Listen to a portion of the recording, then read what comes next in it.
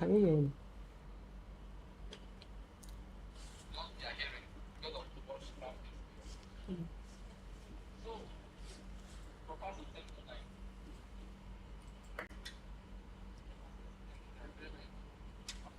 Oops.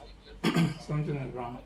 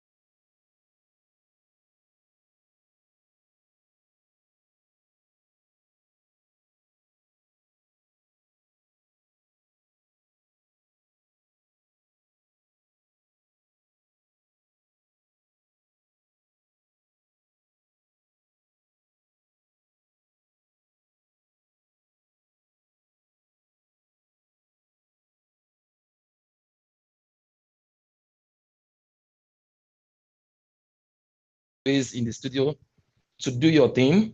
Do you understand?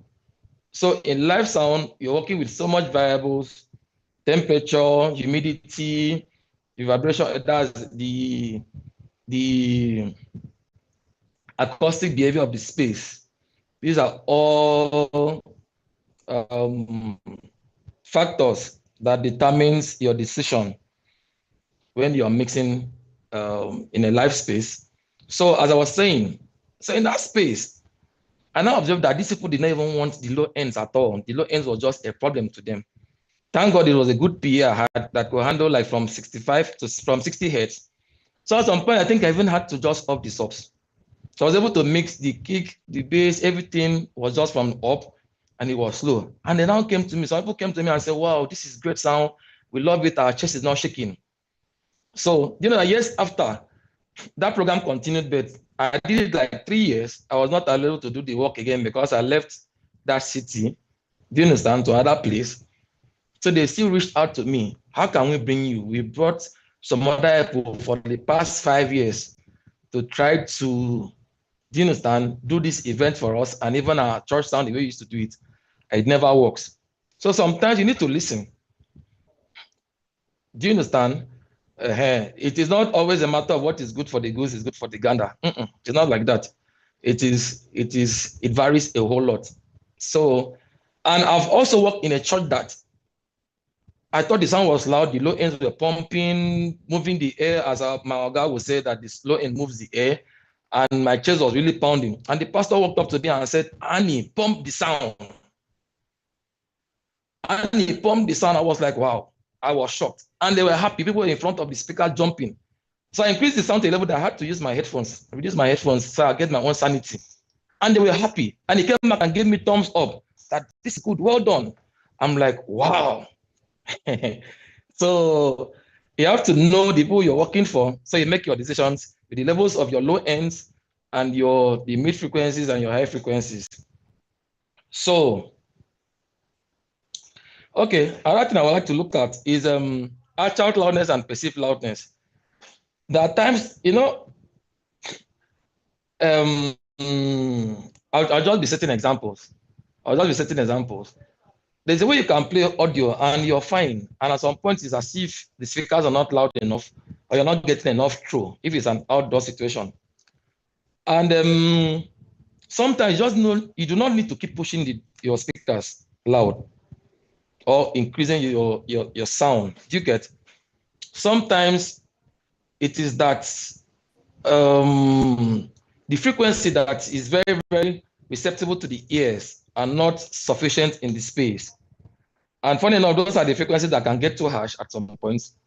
Or for example, you're working with a tight budget and you set up a line array system outdoor, and you don't have a delay stack, and you have to throw like 100 meters or thereabouts. Do you understand? At some point, the coverage is not, people after like 60 to 70 meters can't really hear what's happening. You get, initially you've tuned the PA, you've cut a lot of highs and all of that to just make it sound very, very smooth and all of that. Do you know that at some points, if the conveyor can't hear, if you start releasing like 500 hertz, do you understand? Releasing like 2K, you observe that the throw is now better. It could be a little bit harsh, do you understand? But you will now achieve that throw because you know that sound decays with distance. So HF, your high frequencies will decay first. So by the time you have good mid frequencies, a pure example or a very, very good example is the horn speaker. Horn speaker does not really replicate the low end and the high end. We know that they can throw very, very far because they're very, very strong, around from 300 hertz to like 900 to 1K thereabout. So when I'm talking of SPL level, like our host Debby already mentioned, we are talking of DB, talking of DBV, DBFS, DB, that's full scale. Talking of DBFS, yeah, DBU, DBV is a lot. So we're talking of DBSPL. You now start talking of A-weighted or C-weighted. You know that A-weighted normally it's at speech level, which the low end is very, very low. And yes, from like 500 to 1K, yes. So when we're talking of C-weighted, do you understand? So that most of the people are talking of SPL. You have to specify. Even in advanced countries that they have regulations, levels you have to play with, they'll tell you, okay, you have to play at maybe 95 or 96 decibel A-weighted or C-weighted. Most times, if it's music, that you have to really pump up the low end so that people can feel it, because people don't perceive low ends like that, except it comes up to some good levels. Yeah. So most times it is C-weighted. So when we're talking of SPL C-weighted, we have to know these things. For example, you attend some venues and you hear sound play at 105, 106, because most people don't even have the sound meter. Most engineers, I have bought several of them, and I keep losing them because some sound engineers will come and see use it, and they did more than you, and they don't know how to get it. It's a bad thing, and you don't see those instruments again. So at least, what I do personally is that when I play sound, do you understand? I try talking to people around me. If I see myself screaming, I know that this sound is too loud. Do you understand? Another thing, as a mix engineer, you should be able to listen. When I did the fair training, I said it repeatedly that you have to learn how to listen. Sometimes you even have to call people and say, like, what do you think about this mix? Do you get? Is it too loud? Or what do you think about the mix? So please, because since you're there, you'll be working a lot, so your ear could be fatigued. And you may not really pick some things. Do you get? So it's good to always have people, do you understand, review, get reactions from people. What do you think about the sound? Is it too loud? Is it clear enough? Is it harsh? Do you get? So with those feedbacks you get from people, you are able to make decisions. Also, people can even come to you and try talking to you. Someone can come and say the sound is too loud, and you're like, what is loud about the sound? You have to think, is it that it is harsh? Is it too much in the event? Do I have to do a little bit of dynamic equalization or dynamic compression on some kind of frequency so that when the SPL is low, I can hear it. When it's getting high, do you understand? Those frequencies are termed in the spectrum and it is not getting too harsh. So when building your loudness as mix engineers, after speaker placement, I've talked about that, and rigging angles. Okay, I'm still coming back to rigging angles. Please, all of us sound engineers in this country know that we are limited because in advanced countries, you have a system tech that designs the system, do the rigging and all of that. The mix engineer just comes and mix. But where we find ourselves today, sometimes even from the loading, you may be involved in the loading. So from the rigging, the connection, the patching, you're involved all through. Do you understand? It's a good thing to do. So please try and incorporate this focus. That's the rigging, the That simulation softwares. East Focus is free, and we have basically even the Asian systems. Do you understand? I don't want to say China system because when people hear China, they start to feel, do you understand? But it's no more. It's not like that. We have very great Chinese system now. So systems from Asia, you have them, you have the files, GLL files on East Focus these days. So even if your system is not on a GLL file, you can use the system that is there and do the simulation. See your distance. So, okay, people are going to sit in a venue from like 20 meters. I'm looking at covering a 80-meter, do you understand, length venue. Do you get? So because there's always a pictorial representation of it. From there, you can see the angle, what it looks like. Do you get? So even if you see that and you're able to change your angles, okay, where you use your pinpoint on your flying frame, do you understand? It's pointing up. You can change it and see the curve as it was. Do you understand? You can still do something that works. Because I've seen very funny things. I know that when I see those things, I know that if these things were done properly, would have had far better coverage. And we have a good coverage. You see that you don't need to push as loud as you're pushing if the engineering, the rigging was wrongly done or poorly done. So with that, if you mix in such environment, you see that you're pushing louder than you should push. And the people in front are always the ones suffering. They go to the front, it is hurting. Their ears are bleeding. And you just step back a little bit. And maybe at the mix position, you're not really hearing anything. Do you understand? You're hearing that like very, very low.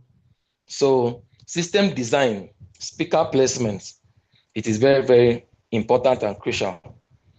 So building loudness properly, it all stands from gain staging. Too low gain, weak sound, too high gain, distortion.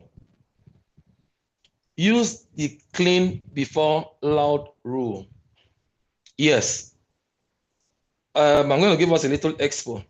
Most time when you are mixing, do you understand? Don't just open everything loud. Don't do that. Don't be that engineer.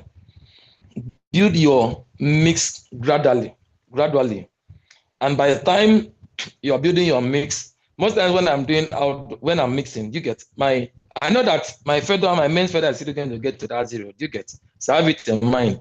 Some engineers will tell you, professionals will tell you, move your main volume, your main fader to 0 when you start mixing. That will determine how you do your gain staging and all of that.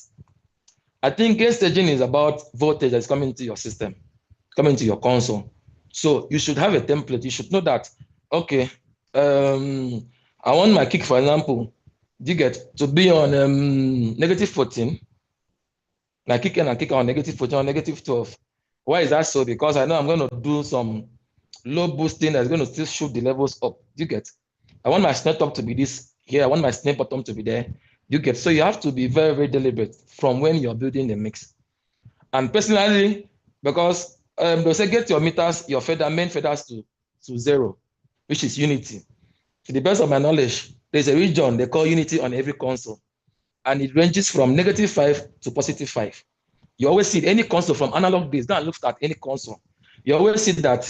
You will see that from -5 to +5. You always see something enclosing it or a certain kind of design around there. So that's what we call unity region. So personally, I start mixing from -5. And I try to strike a balance in the mix first. Try to strike a balance, ensure that it's not harsh, that I can hear all my elements. Do you get? Our host started saying something like maintaining similar mix in all venues. So most times it's not about the EQ curve. You get? It is mixing for the room. There's no almighty formula. There's no general rule when it comes to mixing. So when you're mixing, you open your signal first. Okay. That sometimes you work with some kind of system and some kind of drum microphones and drum. Okay, let's use drum as an example.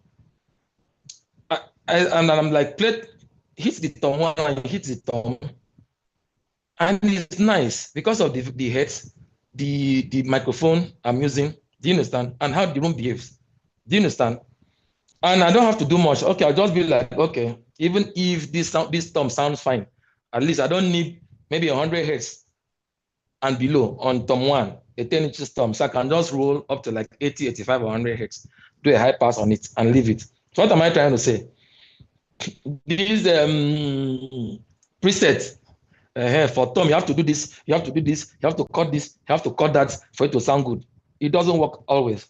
So always mix with your ears and not with your eyes and all with what they've told you in webinars or in YouTube videos that when you want to EQ tom, you have to do this. It doesn't apply every time. I'm not saying they're wrong. Sometimes it applies, but sometimes because of the acoustic sound of your drum, do you understand the type of microphones you have available, and you get and your space, there is no rule to it. It's basically about how it sounds. So it all starts from gain staging. Use clean before loud rule. Clear sound always feels louder than muddy sound. High pass and low pass. Always ensure you use your high pass. Any element you know that, okay, I don't need low end on this thing, don't leave it. Take it out. And most times, anything you know that you don't really need the high ends on, do a low pass on the high ends. Take them out. Just ensure that you do you understand? This is not a mixing class, but of course we are live sound engineers now, so you still have to tip it in. Yes. So ensure that you take out things you don't need, so that the elements you need sit where they have to sit. So with this, at the end of the day, you see that you just have a pleasant sound. I tell people that if your PA is right and your elements is right, if you do low pass and high pass on all your elements, low pass and high pass, where you have to do the low pass and high pass on all your elements, and just take up your level to a reasonable level, you have something reasonable. Nobody can come down and say the sound is bad, it's horrible. If you do high pass when needed, low pass when needed, only everything is on flat, I have your PA is right, properly tuned, and properly aligned. Do you understand? And you're able to strike a good balance and take up the level, not too loud. In fact, most of the events in Nigeria, most times in events in Nigeria, I just finished one event in Enugu. We did 12 hours indoors and 12 hours outdoor. So it was time for the outdoor to start. But of course, we were working indoor all the time. And it was several musicians said they were just unplugging and plugging gears. Do you understand? So at the end of the day, we didn't even have time to step out to work, to start sound checking for the outside, to even know what system was there and what we're going to do. So it was when it was almost 7 p.m. They're like, we have to start outside. And I rushed out just to, do you understand? Just to start working. And it was just, so what I'm trying to say is that most times in Nigeria, it's the MC's mic or the opening prayer mic that is ready first. And of course, after the opening prayer, the band starts playing and people want to hear the sound. So you just take your feather to very, very low. You know that your mix is not ready yet. So that the sound playing, at least they can hear something. Music starts. And that's when you start to high pass, low pass, and taking things up and start mixing and all of that. You mix the vocals, take them up, you can hear the vocals, mix drum, add keyboard. At least the event can start now, can start running. It's not too bad. Add the bass, do this, add that, add this. As time goes on, you take up your levels. As the mix gets better, you take up the levels. As mix gets better. So what am I trying to say? Always ensure that your mix is clean and good and pleasant to the ear before you start taking up your levels to your desired SPL. Okay.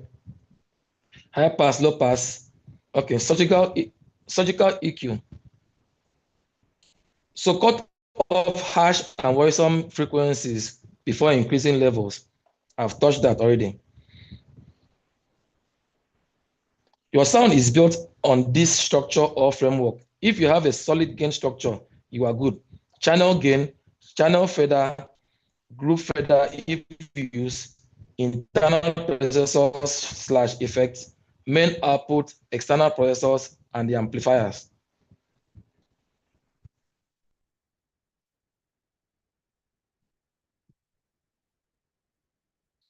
Okay. So please, let's also try to, I said something. most times we should be around 95 to 98 SPL at C weighted. Yes. But the real how to know it, because most of us don't even have, at least we have Apple Watches now that is very, very accurate with SPL. It can tell you, where your eye is too loud. We tell you that it is 100, but most of us don't even have those watches. Or even some of us that even have it will not even, do you understand? You just want it to, please, let's stop that attitude of just making things too loud. You get? And so that, because most times people just go, how was the sound? It was loud, it was heavy. Or some of us even use loudness to cover bad mixes. Do you get? So let's try to ensure that.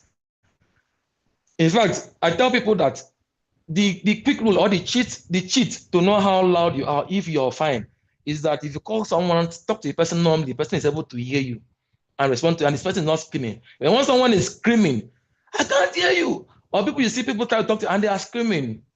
Bros, you're running up to like 100 and 705 dB. Do you understand? Which is bad. Okay, we have Debby. I think Debby, want to say something? No, continue, sir. I'm noting things down. Okay. I'm just peeping so that you know that you're not alone. Okay. Okay. Yeah. Thank you for that. Thank you. Yes. Yes, sir. So ensure that when you are mixing, do you understand? When you are mixing and everything is playing well as it should at what you want it to be, try to just talk to someone normally. And if the person can hear you and respond to you normally, know that you're good. But once the person can't hear you and the person is screaming back, just know that it is too loud. Because you are not in an environment that we have our SPM meters or we have environmental control guys. Do you understand that? Now telling you that, you're getting too loud and all of that. So please, let's try to ensure that we are not making people go deaf every time we set up or in our churches and worship centers. Please, let's ensure. So too much SPL causes listening fatigue. Yeah. Know the acceptable pressure level of your location, either weighted or not weighted. Also know the strength and pressure level your speakers can withstand. This is another factor. So sometimes you're not able to exhaust, or you've not attained the SPL or the sound level you would like to. Do you understand? Because of the speakers you're using. So sometimes trying to push to that level you would like your sound to be at. Do you understand? You observe that you're running into distortion. Sometimes your mix is clean, but the speakers you're working with is not able to handle that pressure. So be sensitive enough as a mix engineer to know when your speakers are tired, starting to run into distortion. Sometimes you must not just be that loud. Why must you want to feel everything like that? Sometimes you want to feel it the way you want to feel it, but your speakers, your tool, is not able to handle it. Come down a little bit and just stay at the range at which it can handle, or just look at it on how to maximize what you have. Some of us, you see someone playing with the 6 inches boxes, maybe a column array that is 6 inches or a line array that is 6 inches. You know, this thing cannot really handle a lot of low end. Maybe from like 100, it cannot handle 100 hertz or cannot handle 80 hertz, for example. Just roll up that thing. It can take up your subs. That's why every mix engineer must have a little knowledge of system, not your systems work. Do you understand? Because that will save you a whole lot, help to achieve a good mix, and even save your speakers from damages, and also save the listeners too. So we've touched rigging, we've touched softwares. Yeah, we're using mapping softwares like EaseFocus. We've touched that. Aim to achieve a uniform coverage and experience. Aim to achieve a uniform coverage and experience, not just loudness. We've touched that, about ensuring that you have an even coverage in your venue, because by the time you have even coverage and even SPL throughout your venue, you're not, yes, even I'm using the word even because you cannot have, of course, you cannot have the same, but something close. Then you will not have to push too loud, you get, to have a good coverage. Then speaker alignment. Okay, we still talked about, yes, I'm with you. Your mic is muted. I can't hear you. Hear me now? Can you hear me now? Yeah, I can hear you now. Okay, if you Yes, have I can hear any you. place you want Mr. Etikudo to touch, Engineer Etikudo to touch, please kindly put it on the chat or put it any social media where you're watching. I'm going around the social media to collate them so that I can touch them. So that you don't say, I didn't talk about this or you didn't talk about that or you would have wished. As in, we combed the entire place to bring him here today. So getting him again, I don't know. Because I remember his flight ticket out today was almost cancelled. I didn't even reply when he was talking about the ticket, they moved it to 1 p.m. I was like, Holy Spirit, have your way. And the next thing, he came in with a good news. Please, if you have places you want him to touch, kindly just put them on the chat. Then I'll go around. Continue, sir. Thanks for. Okay, let's touch amplitude. Understanding amplitude. Amplitude is signal strength. Higher amplitude is louder signal. Okay, so mic input signal, small amplitude. Mixer preamp boost amplitude. Yes, we've talked about that. That what preamp does is that it brings up the levels. It brings up input signal. So that is amplitude. Yeah, mixer preamp boost amplitude. Processor shapes amplitude. That's when you start talking of crossover points. Do you understand, to different drivers that you're working with? Then amplifier multiplies amplitude. Then your speakers convert amplitude to sound pressure. We know that speakers, this is not, of course, this is not the basis of sound. We know that when your electricals, you convert, what we do with audio is that you convert acoustic, do you understand, into vibration, move air particles into a microphone and all of that. Do you understand? Either a microphone, yes, it has to be microphone. Yeah. So the microphone now converts the acoustic signal to electric signal. It comes to your console, passes through your processors, and finally enters your amplifier. Amplifier multiplies it, sent to a speaker. What amplifier does, speaker does, what do speakers do? They convert back the signal, electric signal, back to acoustic signal. That's when it moves the air, particles in a different way to your ears. Your ears now convert that movement or that vibration. Yes, I meant to say that vibration to your brain, and then your brain now interprets it. Yeah, so that's how it works. So, so of course, amplifiers multiplies amplitude. Speaker converts amplitude to sound pressure. Too low amplitude weak sound. Too high clipping. Balance, amplitude, strong, and clean output. So this takes us back to gain staging, gain structure, proper processing. Do you understand? And you get a good audio.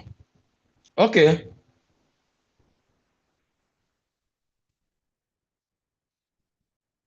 One of the things you should do also is proper raking. Before any event, check venue and calculate venue size and dimensions, audience estimation, indoor or outdoor venue, ceiling height, physical headroom.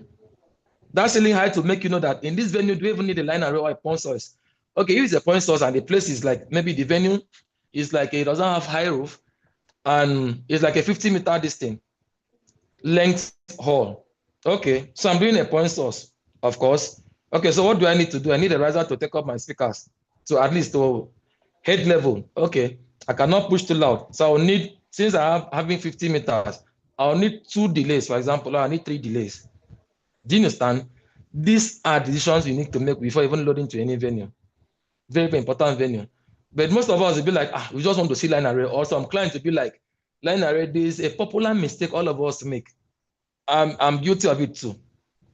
So some people just feel that I cannot pay some certain amount of money if it is not line array speakers. Line array is more expensive than point source. Okay. So you see us quoting for line array for venues we did not need line array for. And we get to the place, of course, you cannot fly the speakers.